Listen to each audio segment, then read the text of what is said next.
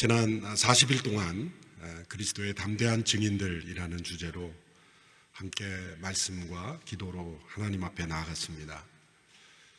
교회의 정체성을 증인, 주 예수 그리스도의 증인이라고 생각하는 것과 그렇지 않은 것은 매우 큰 심각한 차이를 빚어냅니다.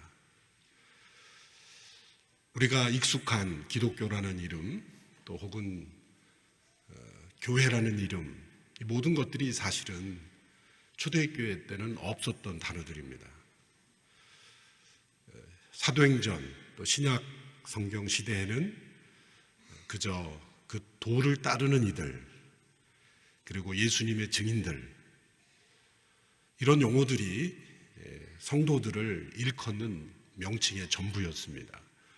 또 사도행전에 나타난 대로 안디옥에서 처음으로 그리스도인이라는 이름이 등장했던 것처럼 규정화된 어떤 종교적 체계를 갖춘 집단으로서의 교회가 아니라 그저 예수님이 죽음에서 살아나셨고 그 예수님을 만난 이들이 있고 그 부활하신 예수님이 살아계신 그 증거가 성령을 통해 동일하게 나타나서 여기저기서 살아계신 예수님을 만났다라고 증거하는 이들이 계속해서 나타났다는 것. 그것이 바로 교회 역사입니다. 그러므로 우리가 익숙한 모든 명칭들에 우리가 갇혀 있어서는 안 됩니다. 교회란 무엇인가, 기독교란 무엇인가, 그런 종교학적인 그런 용어가 아니라 우리는 누구인가 라고 했을 때 또 나는 누구인가 라는 질문 앞에서 나는 그리스도의 증인이다 라고 말할 수 있는 것이 진정한 신앙이라는 겁니다. 증인에게 요구되는 것은 두 가지입니다. 첫째는 정직성입니다.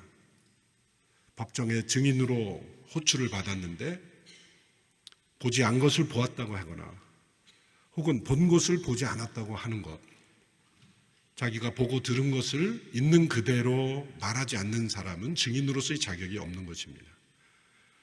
그러므로 우리는 자신이 본 것이 없는데 본 것처럼 해서도 안 됩니다. 그리스도를 만나지 않았는데 만난 것처럼 행세하고 다녀서도 안 된다는 거죠. 교회의 위기는 그리스도를 만나지 않은 사람들이 그리스도의 이름으로 교회라는 종교 단체를 운영할 때 비롯되는 겁니다. 어떤 교회를 보면 진짜 예수님을 만난 사람들인가, 진짜 예수님을 만난 경험이 있는 사람들인가라는 그러한 질문을 던질 정도로 심각한 의문이 들 때가 있습니다. 교회가 다툼과 분열로 두 패로 나누어져서 위아래층으로 싸우고 어느 한쪽이 예배를 인도하려면 멱살을 잡고 심지어 용역을 부르고 그 강대상 위에서 그냥 피투성이가 되도록 싸우면서 한쪽은 또 찬송을 부르고, 도대체 그런 모습이 예수님을 만난 사람의 증거인가? 예수님을 정말 만났다면 어떠한 문제가 있더라도 그런 방식의 모습으로는 나타나지 않겠죠. 정직성입니다. 그러므로 내가 예수님을 만나지 못했음에도 만난 것처럼 꾸밀 필요 없습니다. 있는 그대로. 있는 그대로의 모습으로 그리스도 앞에 나아갈 때 그리스도께서는 우리를 한 걸음 한 걸음 증인으로 나아갈 수 있도록 인도하실 겁니다. 두 번째, 증인에게 요구되는 것은 담대함입니다.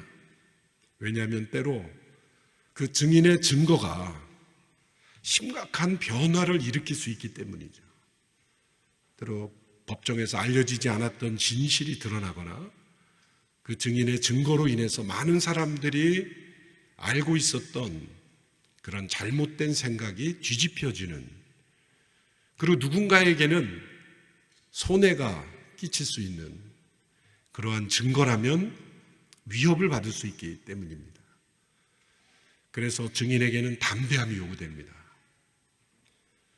내가 만난 예수 그리스도에 관한 경험이 진실이라면 어떠한 위협과 핍박이 오더라도 침묵하지 않고 담대하게 증거할 수 있는 그런 담대함. 그 담대함이 증인에게 요구됩니다. 증인이라는 말의 헬라어는 순교라는 말과 연결되어 있습니다. 그 이유는 무엇일까요? 초기 그리스도인들의 증인은 곧 순교를 의미하기도 했기 때문입니다. 주 3세기의 콘스탄티누 황제에 의해서 교회가 인정되기 이전에 적어도 2세기 정도의 심각한 엄청난 핍박이 있었고 많은 사람들이 그리스도의 증인됨을 포기하지 않았기에 그들은 순교했습니다. 폴리캅이라는 감독은, 교회 지도자는 85세 때에 당신이 그리스도를 부인하라는 그러한 요구를 받고 이렇게 말하면서 화형장으로 끌려갔죠. 우리 주님은 나를 85년 동안 한 번도 배반하지 않았는데 내가 어떻게 주님을 배반한단 말입니까? 화형장으로 끌려가면서도 그리스도의 담대한 증인이 되기를 기뻐했습니다. 오늘 이 시대에 우리가 예수 그리스도를 유일한 길, 유일한 진리, 유일한 생명이라고 증거하는 것은 많은 어려움을 가져옵니다. 수많은 사람들의 통념에 맞지 않기 때문입니다. 진화론이 진리라고 믿는 사람들에게 하나님의 창조를 증거하는 것을 사람들은 미신이라고 말하고 어리석다고 말합니다. 그러나 정작 진화론으로 쓰여진 책에 보면 생명의 기원에 대해서는 자기들도 알 수 없다고 말해요. 무엇을 믿느냐의 문제이지 무엇이 진화론이 진리라는 증거는 전혀 없죠. 또한 모든 종교에도 구원이 있다라고 말하는 종교다원주의 시대에 오직 예수 그리스도 안에서만 구원이 있다라는 진리를 선포하는 것은 사람들의 마음을 불편하게 하기도 합니다. 물론 이슬람 지역이나 그렇게 위험한 지역에서 매우 조심스럽게 지혜롭게 해야죠. 그러나 그 조심성이 차칫 우리가 믿는 진리를 타협하고 내버리는 비겁함이 되어서는 안 되는 것입니다. 이렇게 정직성과 담대함, 이 두 가지가 우리에게 있는가? 그러기 위해서 우리는 참으로 나는 그리스도를 만났는가? 그분을 경험했는가? 그분의 영이 내 안에 있는가? 그분을 위하여 담대히 세상을 거절할 수 있는가? 또 세상 앞에 그리스도의 담대한 증인이 될 수 있는가? 라는 질문으로 40일을 보내왔습니다. 예수님은 이런 증인들, 최초의 증인들을 세우기 위해서 갈릴리의 어부들을 제자로 삼으셨습니다.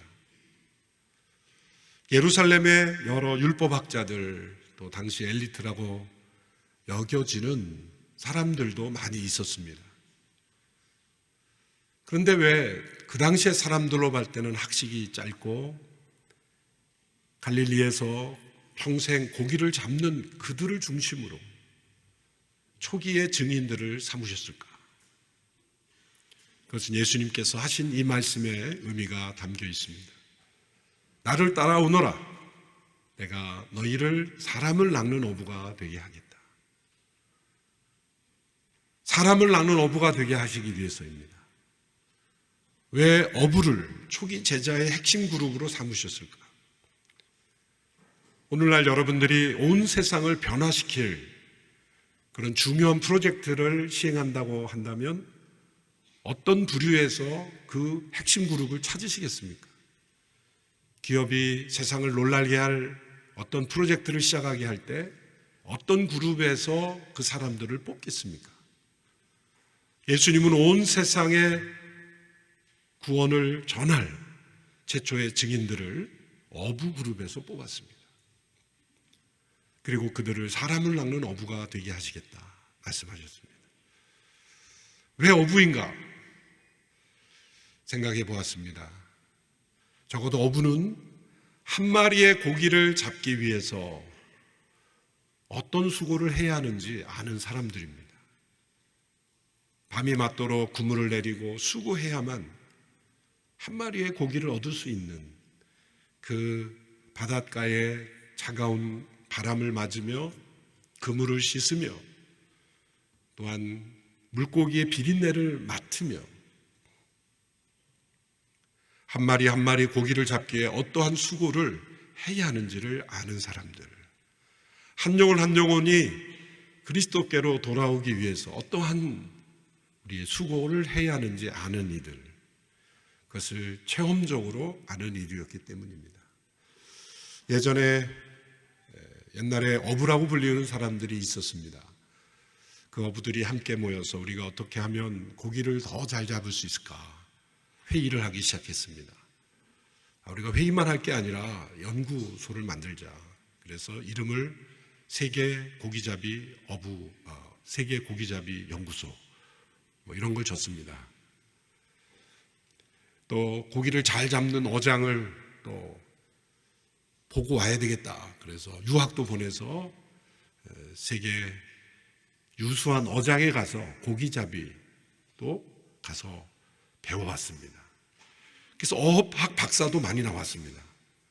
그런데 그 어부들이 하지 않는 것이 딱 한 가지가 있었는데 고기를 잡으러 나가지 않은 것입니다.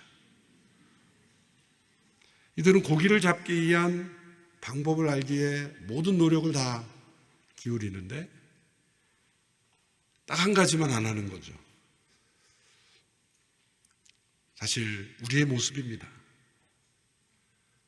고기를 잡으러 나가지 않는 어부는 어부가 아니죠.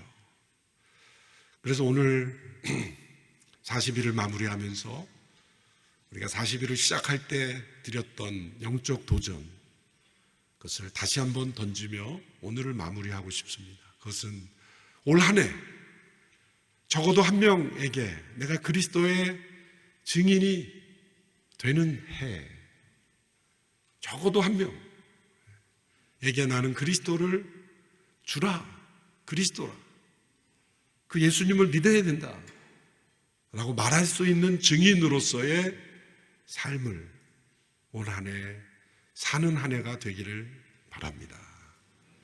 그래서 40일 동안 우리가 대상자들을 생각하며 기도했습니다. 계속해서 그 영혼을 품고 내년 40일 새벽 기도가 시작될 때는 그 감사의 고백이 될 수 있게 되기 바라고, 교회가 마련하는 여러 전도 집회에 초청하셔도 좋고 또 개인적으로 초청하셔도 좋고 어떠한 채널을 통해서든 그리스도의 담대한 증인이 되는 한 해가 되기를 바랍니다. 교회는 두 종류로 구분될 수 있습니다. 유람선과 같은 교회와 군함과 같은 교회.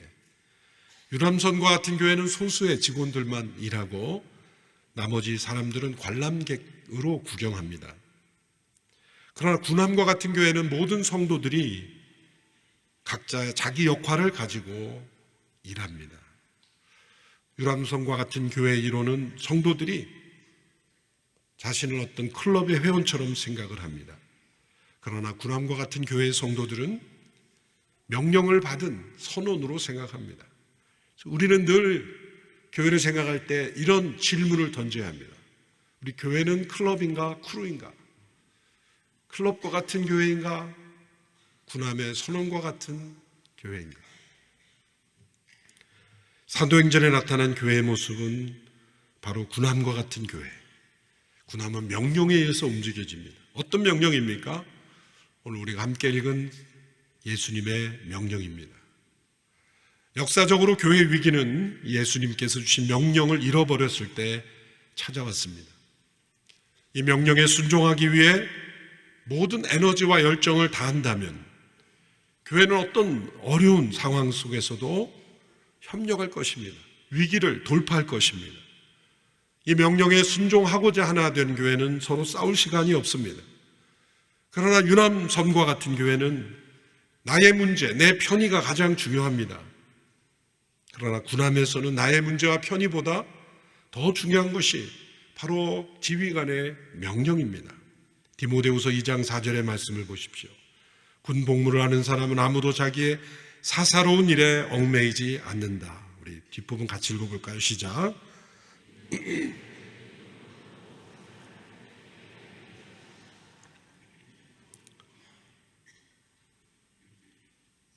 자기를 부른 그 명령권자의 명령에 온전히 순종하는 것입니다. 선교가 바로 예수님의 명령을 순종하는 것이며 교회 전체가 이 명령에 순종하는 일에 하나 될 때 교회는 그리스도의 담대한 증인으로서의 정체성을 잃지 않게 됩니다. 예수님께서는 이제 부활하신 후 11 제자와 함께 40일 여일 동안 나타나시고 이제 갈릴리의 한 산에서 승천하십니다. 그 승천하시는 예수님의 모습 앞에 제자들은 신약 성경에서 처음으로 제자들이 예수님께 경배했다는 말이 나옵니다. 그 이전에도 무수한 기적과 표적이 예수님께서 나타났지만 예수님께 경배드릴 생각을 못했죠. 그러나 십자가에 죽으시고 부활하신 그 예수님을 바라보며 경배하게 되었습니다. 그러나 그들 가운데 의심하는 이들도 있었습니다. 우리의 경배에는 때로 의심도 포함되어 있습니다. 그러나 예수님은 그들에게 명령을 주셨습니다. 의심하는 일을 가려내지 않았습니다. 교회 공동체의 모습에 너무나 자연스러운 표현입니다. 그리스도의 담대한 증인으로 순전하게 살아가는 이도 있고 여전히 예배의 자리로 나왔지만 나는 이거는 못 믿겠다 라고 의심하는 이도 있습니다. 그러나 이 모든 이들을 다 합하여 함께 이 명령을 주께서 주셨습니다. 예수님의 이 명령은 세 부분으로 구성되어 있습니다. 첫째로 예수님 당신 자신에 대한 선포입니다. 18절의 말씀을 우리 함께 읽겠습니다. 시작.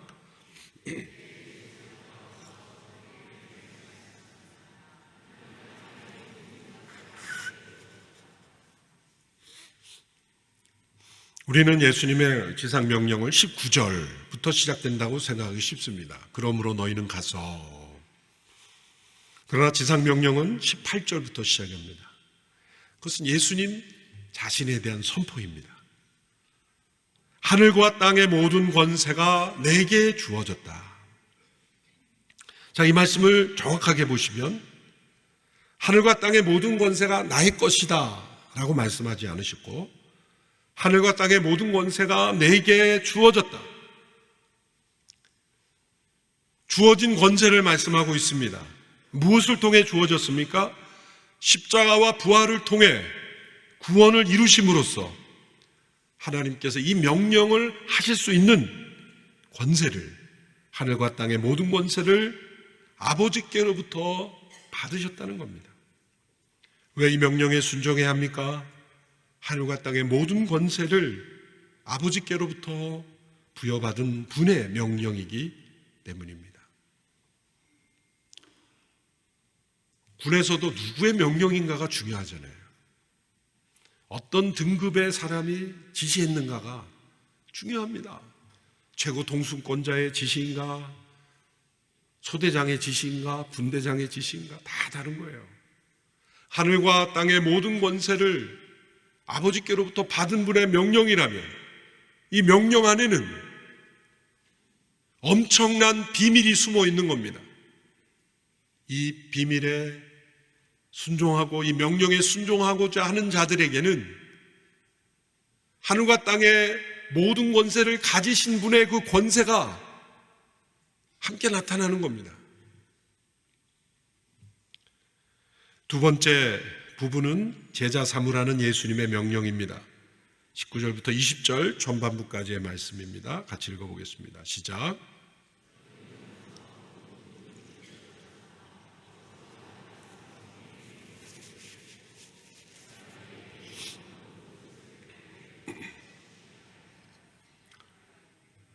사복음서 모두에 이 지상 명령이 나오는데 각기 강조점이 다릅니다. 마가복음에는 복음이 만국에 전파되어야 된다라는 표현, 또 누가복음에서는 죄 사함을 얻게 하는 회개를 전파하는 것, 요한복음에서는 그리스도의 성육신 하심과 같이 보내심을 받은 것 이렇게 표현합니다. 마태복음에서는 제자를 삼으라라는 표현으로 나옵니다. 예수님의 명령에는 우리말로는 동사 표현이 4개가 나오죠. 가라, 제자 삼으라, 세례를 주라, 가르쳐 지키게 하라. 사실 원문에서의 명령형 동사는 단 하나뿐입니다. 제자를 삼으라. 이 하나만 동사형이고 나머지는 다 분사형. 이 분사는 동사를 보완하고 동사를 위한 준비적인 행동이죠. 그래서 우리가 흔히 19절에서 가장 강조되는 말씀이 가라라는 단어인데 분사형입니다. 왜 가는가? 제자 삼기 위해 가는 것이다. 이것을 명확하게 해야 된다는 거죠. 두 번째 수식하는 분사는 세례를 주라. 교회란 예수 그리스도의 죽으심과 합하여 옛사람이 죽음으로 다시 부활의 생명을 경험하는 세례 공동체를 만드는 것이다. 또 세 번째 분사는 가르쳐 지키게 하라. 상세한 양육을 의미하는 것입니다. 자녀들을 부모가 상세하게 양육하듯이 그렇게 1:1 양육, 소그룹 양육, 여러 과정을 통해서 양육하는 겁니다. 이렇게 가고 세례를 주고 가르쳐 제자를 삼는 것, 이것이 예수님의 명령입니다. 그러므로 교회가 어느 지역 어떠한 민족에 있든지 예수님의 제자 공동체여야 합니다. 예수님의 관심은 수많은 관중에 있지 아니하고 진정 예수님의 제자로 살아가는 사람들, 그 제자들만이 진정 그리스도의 담대한 증인이 될 수 있기 때문입니다. 세 번째 이 명령의 부분은 함께 하신다는 예수님의 약속입니다. 20절 후반부 보라부터 함께 읽겠습니다. 시작.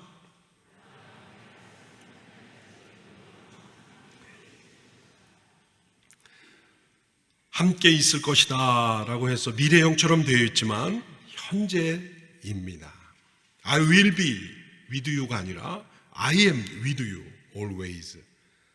현재 함께 항상 함께 계시다라는 말씀입니다. 우리가 왜 예수님의 임재를 경험하지 못할까요? 예수님의 지상 명령과 상관없이 살고 있기 때문입니다.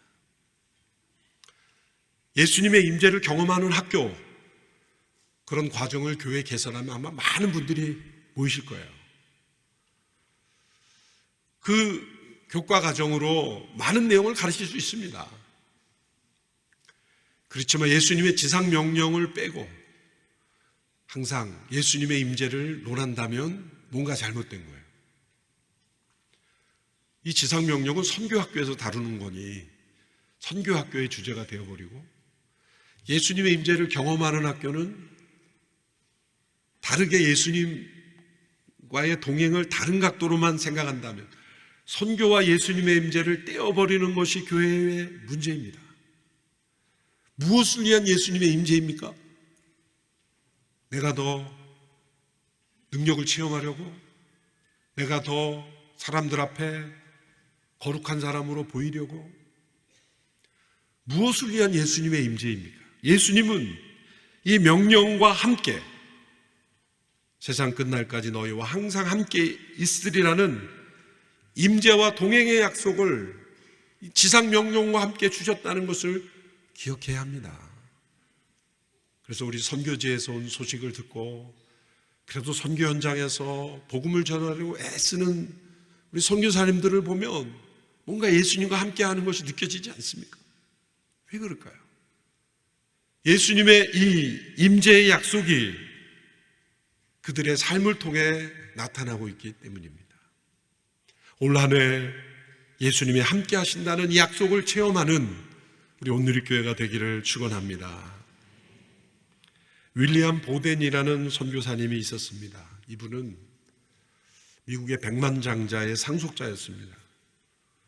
어느 정도 부자였냐면 부모님께서 고등학교 졸업 선물로 세계 여행을 시켜주는 그런 정도였죠. 세계 여행을 하던 중에 하나님의 부르심을 받게 되었어요. 영적 체험을 하게 됩니다. 부활하신 예수님을 만나고 정말 살아계신 예수님을 만나고 그는 그리스도의 증인이 되기로 결심합니다. 돌아오면서 집에 편지를 썼습니다. 나는 이제 선교사로 살겠습니다. 그리고 선교지를 위해 준비하는데 제 삶을 바치겠습니다. 그리고는 자신의 성경책 뒷장에 이 두 단어를 썼다고 합니다. 남김없이 드리라. No reserve. 아낌없이 자기가 하나님 앞에 드리겠다. 그러고 나서 예일대학교에 입학했습니다. 1학기부터 친구들을 전도하며 150명을 전도합니다. 이 보덴이 4학년 때 됐을 때 전교생이 1,300명이었는데 1,000명을 전도해서 성경 공부를 이끌었습니다. 예일대학교 영적 부흥에 정말 최고조가 달했던 때죠. 그래서 그런지 미국의 다른 그런 세큘라 이 세속화된 대학이 많지만 그래도 예일대학의 영적인 전통이 그래도 경건한 전통이 많이 남아있는 것 같아요. 그래서 예일 호프 미션을 만들고 그렇게 많은 학생들을 전도했던 선교사로 살았던 거죠. 졸업하자마자 여러 기업들이 러브콜이 해왔습니다. 그러나 다 거절하고 자신의 성경책 뒷장에 이 두 단어를 더 적어 넣었다고 합니다. 물러서지 않으리라. No retreat. 물러서지 않으리라. 그리고 보덴은 이제 프린스턴 신학교에 진학을 합니다. 그리고 중국에 있는 무슬림에게 복음을 전하기로 헌신합니다. 그래서 허슨 테일러 선교사님 만든 중국 내륙 선교회를 통해 이제 중국으로 향하게 됩니다. 그리고 이집트에 언어를 배우기 위해 이집트에 머물게 됩니다. 그런데 이집트에 머무는 동안 전염병에 걸리게 됩니다. 유행성 뇌척수막염에 걸려 한 달을 견디지 못하고 26살의 나이에 죽게 됩니다. 얼마나 안타까운 인생입니까? 그러나 그는 죽기 전에 자신의 성경책에 두 단어를 더 적어 넣었습니다. No regret. 후회하지 않으리라. 26살의 짧은 인생, 우리가 볼 때는 백만장자의 상속자요, 명문대학을 졸업한 일꾼이요, 오래오래 더 많이 삶으로 더 많은 일을 할 수 있지 않을까. 굳이 그렇게 중국으로 가기 위해 어려운 과정을 거쳐서 짧은 인생을 살아야만 했을까라고 말하지만 누가 영혼이라는 관점에서 이 보덴을 가치없는 인생이라고 말할 수가 있겠습니까? 그는 26살만 살도록 이 땅에 부르심을 받은 인생이 아니기 때문입니다. 그는 영원한 하나님 나라의 백성으로 그리스도의 담대한 증인으로 삶을 살았습니다.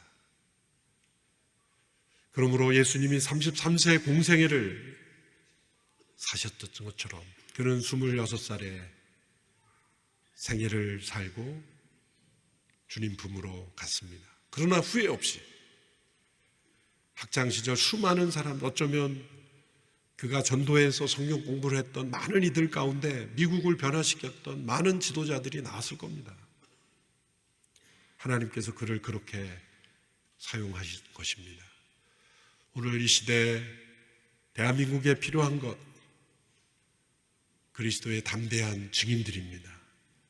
우리 온누리교회 모든 성도들이 삶의 모든 영역에서 그리스도의 담대한 증인이 되기를 주님의 이름으로 축원합니다.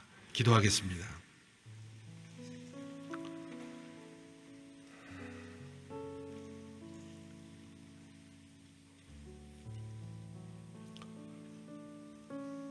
우리를 구원하시고 그리스도의 증인으로 불러주신 주님 앞에 우리의 연약한 믿음, 부족한 삶, 주께 합당하지 못한 삶을 내려놓고 회개합니다. 우리 자신만을 알았던 모든 삶을 회개하고 세상 사람들이 그리스도를 외면하는 이유가 바로 우리 자신에게 있다는 것을 잃어버리고 그리스도의 증인으로 살아가기를 부끄러워했던 저희들입니다. 작은 예수 40일을 함께 보내며 듣고 묵상하고 기도했던 많은 내용들을 올 한 해 우리의 삶 속에 능력으로 역사하는 하나님의 통로가 되기를 원합니다. 그리스도의 담대한 증인이 되기를 원합니다. 정직한 증인들이 되기를 원합니다. 후회 없이 살아가는 증인들이 되기를 원합니다. 아낌없이 주 앞에 우리의 삶을 드리는 증인들이 되기를 원합니다. 지금도 세계 곳곳에서 복음을 전하기 위하여 자신의 삶을 드린 우리 선교사님들을 기억하시고 남김없이 주께 드린 그들의 삶 속에 기쁨과 감사가 넘치게 하여 주옵시고 온누리교회가 더욱더 주님 앞에 온전히 드려진 선교 공동체 되게 하여 주옵소서. 예수님의 이름으로 기도합나이다. 아멘.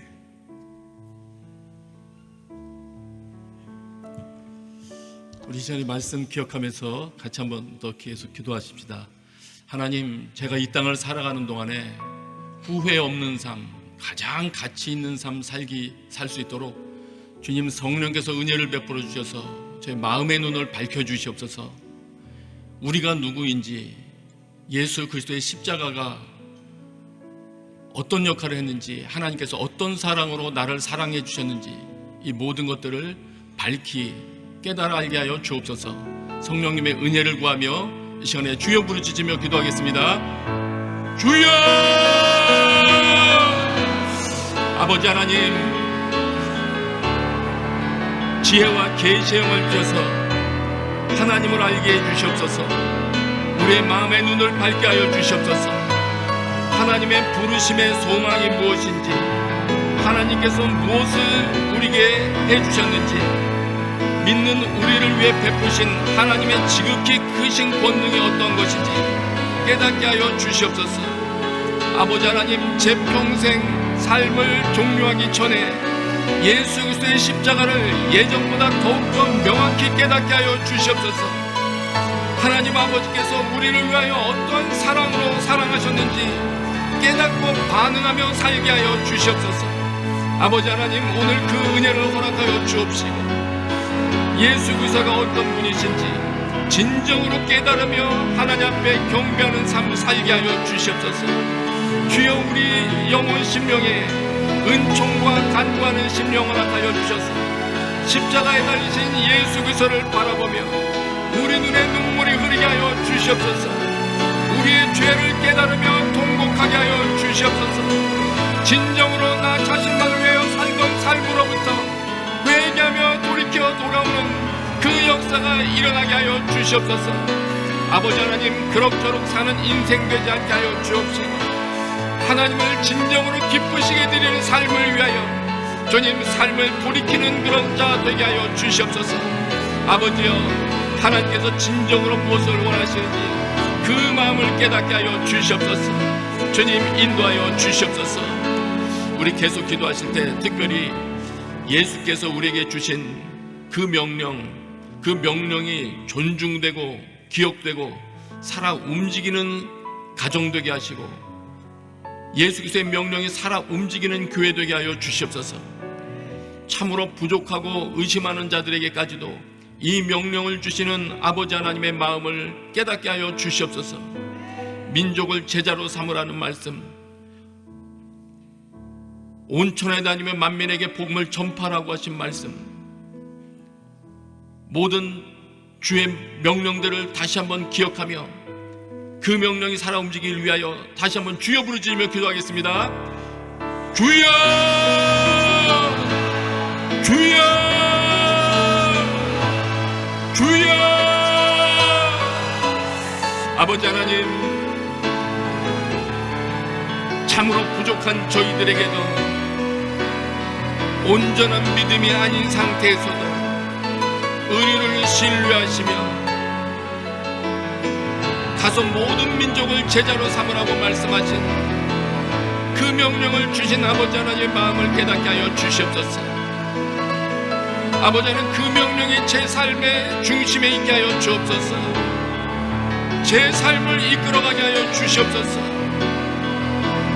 예수께서 분ban 모든 것을 가르쳐 지키게 하라고 하신 말씀과 예수 그리스도께서 세상 끝날까지 항상 함께 있으리라고 하신 그 약속의 말씀들이 우리 삶의 지표가 되게 하시고 내 삶을 움직이는 동력이 되게 하여 주시옵소서.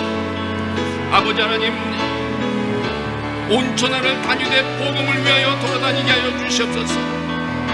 아버지 하나님, 복음 증거를 위하여 거처를 옮기게 하시고 복음 증거를 위하여 직업을 바꾸게 하시고 새로운 결단을 내리게 도와주시옵시고 아버지께서 원하시는 죄사함을 받게 하는 회개를 전하기 위하여 우리의 모든 주께서 주신 자원들을 쏟아붓게 하여 주시옵소서. 아버지 하나님이여 인도하여 주시옵소서. 이 교회 가운데 그 은혜를 허락하여 주셨사오니 점점 더 그 은혜가 선명해지게 하여 주옵시고 예수 그리스도의 명령이 참으로 존중되며 우리의 모든 삶의 중심에 살아 움직이게 하여 주시옵소서. 그 말씀으로부터 힘없게 도와주옵시고 그 말씀으로부터 새로운 아이디어를 얻게 하여 주옵시고 그 말씀을 실행하는 순종을 통하여 임마누엘 하나님을 경험하는 간증이 끊임없이 가득 차는 교회 되게 하여 주시옵소서. 아버지 하나님, 이 명령에 순종하여 선교지로 떠나간 많은 선교사님들과 당신의 종들을 기억하여 주시옵소서. 그들의 건강 또한 지켜주시옵소서. 그들의 가정도 보호하여 주시옵소서. 주님, 평생을 주님을 위하여 살다가 은퇴한 시기를 맞은 주님 선교사님들 또한 기억하여 주옵소서. 그들의 마지막이 우울하지 않게 하여 주옵시고 주님, 그들의 마지막이 주님 앞에서 값진 인생을 살았다는 그런 감사의 간증으로 충만하게 채워질 수 있도록 그들의 자녀의 앞길을 주님 보호하여 주옵시고 그들의 건강과 모든 것들을 주님 지원하여 주셔서 그들의 마지막 생애가 하나님의 영광을 가리우지 않게 하여 주시옵소서. 주님, 도와주시옵소서. 많은 도움의 손길들을 그들에게 도와주시옵소서. 이끌어 주시옵소서. 이 시간에 우리 한 번 더 간절하게 구하십시다. 말씀하셨습니다. 너희는 위로부터 능력으로 입혀올 때까지 이 성에 머물러 있으라고 주님 말씀하셨습니다. 이 시간에 성령의 능력을 위해서 한번 기도하십시다. 성령께서 시작하게 하시는 새로운 시작을 개인의 삶에서도 경험하게 하시고 이 교회가 또 한 번 오직 성령께서 시작하시는 새로운 시작을 경험하고 완성할 수 있도록 주여 저희들이 한마음으로 합심하여 기도에 전념하기로 의견의 일치를 보게 하여 주시옵소서. 전심으로 쏟아붓는 기도로 가득 찬 공동체 되게 하여 주시옵소서. 우리 성령의 능력을 간절히 구하며 다시 한번 주의 이름을 부르며 기도하겠습니다. 주여! 주여! 주여! 아버지 하나님, 우리의 능력으로 할 수 없기에 성령의 능력을 기다리라고 말씀하셨고 성령의 능력을 부어주시길 원하셨습니다. 주님, 우리의 초기의 기독교인들처럼 성령의 능력의 약속을 신뢰하여 주의 능력이 임하기를 간구하며 합심하여 기도에 전념하는 공동체 되게 하여 주시옵소서. 아버지 하나님, 우리 가정도 그렇게 되게 하여 주옵소서. 인간적인 계획만으로 주님 모여있는 것이 아니라 하나님 앞에 전심으로 기도하며 주님의 음성을 듣게 하여 주시옵소서. 주의 인도하심을 받는 교회 공동체 되게 하여 주시옵소서. 아버지 하나님, 간절히 간구하오니 우리 생애 가운데 나의 계획만으로 시작했던 것이 아니라 성령께서 이끌어 주시고 성령께서 세워가기를 원하시는 주님 새로운 일이 시작되게 하여 주시옵소서. 과거 그 어느 때보다 선명한 주님의 음성이 임하게 하여 주옵시고 우리의 삶을 이끌어가게 하여 주시옵소서. 아버지 하나님, 가족들도 한마음으로 기도하기로 의견의 일치를 보게 하여 주옵소서. 이 교회 공동체가 전심으로 기도하기로 결심하며 모일 때마다 마음을 쏟아부으며 자기를 부인하고 오직 주의 말씀에 순종하기로 결단하며 기도하는 공동체 되게 하여 주옵소서. 기도하다 인생의 방향을 새롭게 하게 하여 주옵시고 성령께서 임하심으로 육체의 질병도 낫는 것을 경험하게 하여 주옵시고 왜곡됐던 계획들이 다시 한번 교정되는 것을 경험하게 하여 주옵소서. 아버지 하나님, 이혼의 위기 가운데 있었던 가정들도 회복시켜 주옵소서. 주님, 모든 깨어진 관계도 예수 그리스도의 이름으로 회복되게 하여 주옵소서. 주님, 예수 그리스도의 복음을 증거하기에 적합한 존재들로 우리의 삶을 바꿔 주옵소서. 주님, 채워주옵소서. 주여 인도하여 주시옵소서. 주님, 이들의 삶을 주님께서 계속해서 인도해 주실 때 감사함으로 반응하며 나갈 수 있도록 주여 역사하여 주옵소서. 이 시간에 우리 한 번만 더 기도합시다. 이 시간에 우리 한 번만 더 기도할 때 특별히 우리 다음 세대들 위해서 기도하면서 여러분의 자녀들 위해서도 기도하십시다.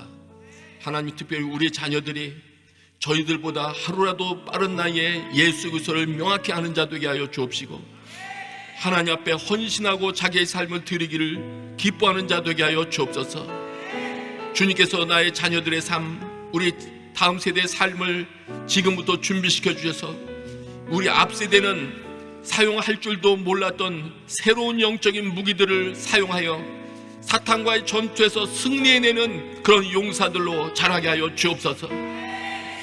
또 우리 다음 세대의 예배를 위해서도 기도하십시다.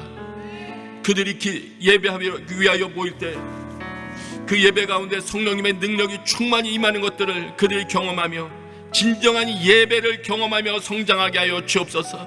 기도를 아는 세대로 성장하게 하여 주옵소서. 영적인 전쟁을 아는 자로 자라게 하여 주시옵소서. 우리 간절히 다음 세대와 자녀들을 위하여 우리 기도하겠습니다. 주여 부르짖으며 기도합니다. 주여, 주여, 주여. 아버지 하나님, 저희들은 여러 가지로 부족함이 많아서 예수 그리스도를 늦게 깨달았습니다.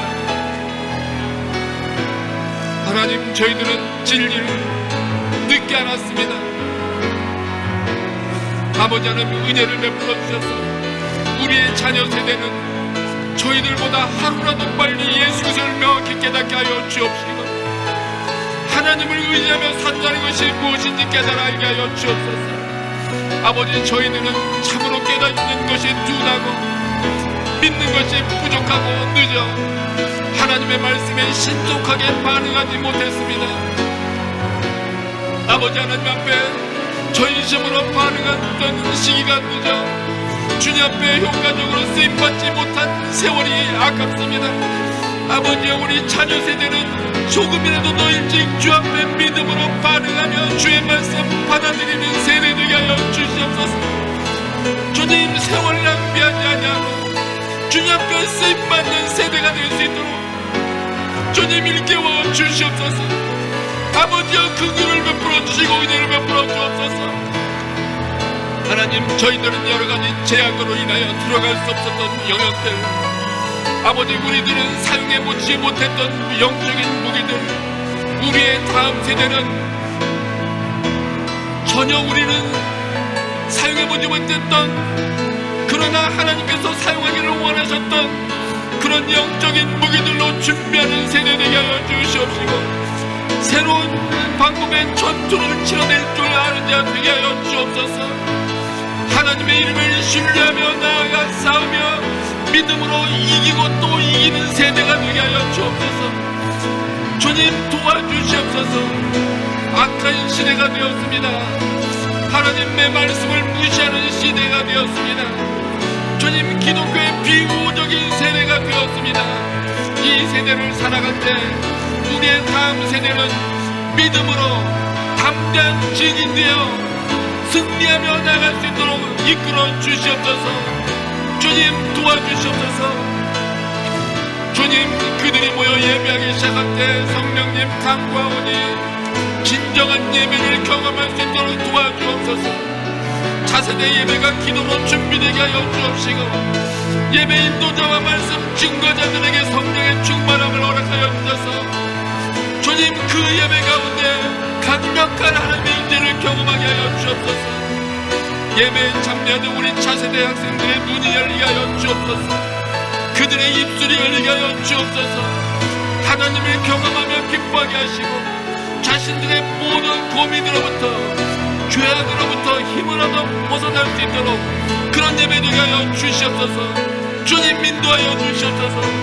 감사합니다. 주님, 우리의 다음 세대가 새로운 승리를 경험하게 하여 주시옵소서.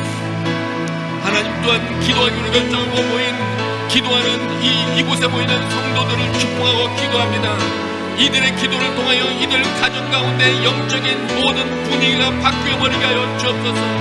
어두웠던 분위기가 하나님 나라의 분위기로 바뀌어지게 하시고 악한 원수의 공격들이 더 이상 그들의 힘을 잃고 떠나가게 하시고 악한 원수들이 만들어 놓았던 이들의 가정을 도적질하고 죽이고 멸망시키려고 찾아왔던 활동들은 폭로되게 하시고 무너지게 하여 주옵소서.